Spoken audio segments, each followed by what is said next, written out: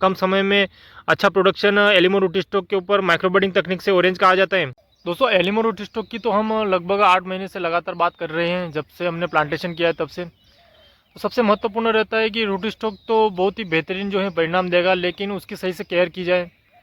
कुछ पौधे हमारे पास ऐसे हैं जो क्षतिग्रस्त हो गए हैं, तो नीलगाय जो होती है उन्होंने क्षतिग्रस्त कर दिए हैं, जिसके कारण उनकी ग्रोथ रुक गई और फिर से नई फुटान हुई।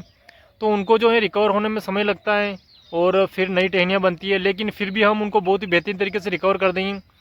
तो ऊपर से भी जानवरों की जो है बहुत दिक्कत है, नीचे भी जो कीड़े ज़्यादा डैमेज कर देते हैं रूट्स को, तो उसके कारण भी ग्रोथ बहुत कमज़ोर हो जाती है। तो इन सभी चीज़ों को आपको बहुत ही बेहतरीन तरीके से जो है प्लांट को केयर करना पड़ता है, तब जाकर बहुत ही बेहतरीन ग्रोथ होती है। ऐसा नहीं है कि रूट स्टॉक आपने अच्छा ले लिया तो आप कुछ ध्यान नहीं देंगे तो परिणाम अच्छा मिल जाएगा।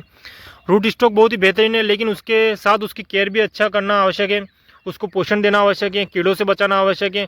हर प्रकार से उस पौधे की ग्रोथ जो है वो रुकनी नहीं चाहिए। अगर पौधे की ग्रोथ रुकेगी नहीं तो कम समय में जो है अच्छा गिराव पौधा कर लेगा। और जो बता रखा है कि कम समय में अच्छा प्रोडक्शन एलिमो रूट स्टॉक के ऊपर माइक्रो बडिंग तकनीक से ऑरेंज कहा जाता है, तो वो प्रोडक्शन सही से शुरू हो जाएगा। अगर पौधा ही जो है डैमेज हो जाएगा तो फिर कैसे वो प्रोडक्शन शुरू होगा, चाहे वो कौन सा भी रूट स्टॉक हो।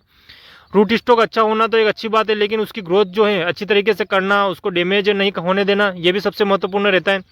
तो आप देख सकते हैं कि ये हमारा एलिमो रूट स्टॉक के ऊपर माइक्रो बडिंग तकनीक से संतरा, तो अब इसका तना भी जो है कमजोरी रह गया और ऊपर से इसको डैमेज कर दिया था नीलगाय ने। आप देख सकते हैं ये यहाँ से पूरी टूट गया था, तो उसके बाद ये इतनी सारी टहनियाँ जो हैं फूटी हैं, तो फुटान लेने में इसको जो है बहुत ही ज़्यादा समय लगा।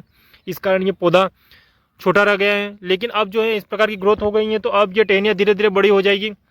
लेकिन जो पीछे रह गई थी टहनियाँ, जो बड़ी टहनियाँ थी, तो उनको तो अब वैसा वैसा होने में टाइम लगेगा, क्योंकि बहुत पतली पतली टहनियाँ अब रह चुकी हैं, तो फिर मैच्योर होने में टाइम लगेगा और तना जो है वो भी इस प्रकार का ही रह गया है। तो बहुत सारे नुकसान होते हैं अगर पौधों की आपने सही केयर नहीं की। तो पूरी सिक्योरिटी के साथ ही जो है पौधों का प्लांटेशन आपने करना चाहिए। अगर पौधों को प्लांटेशन आपने किया तो पहले उनके जो है चारों तरफ सेफ्टी तार फेंसिंग जो है वो कीजिए, और नीचे भी पौधों को कीड़ों से बचाने के लिए समय समय पर आप जो है प्रोटेक्शन करते रहिए। आपकी जो भी दवाइयाँ हैं, जो भी जिस प्रकार का भी कीड़ा आपका लग रहा है पौधों में, तो उस प्रकार का नीचे से आप देते रहिए जड़ों में, जिस प्रकार से जड़ों में किसी प्रकार का कीड़ा नहीं लगे, तो ग्रोथ तो बहुत ही बेहतरीन होती रहती है।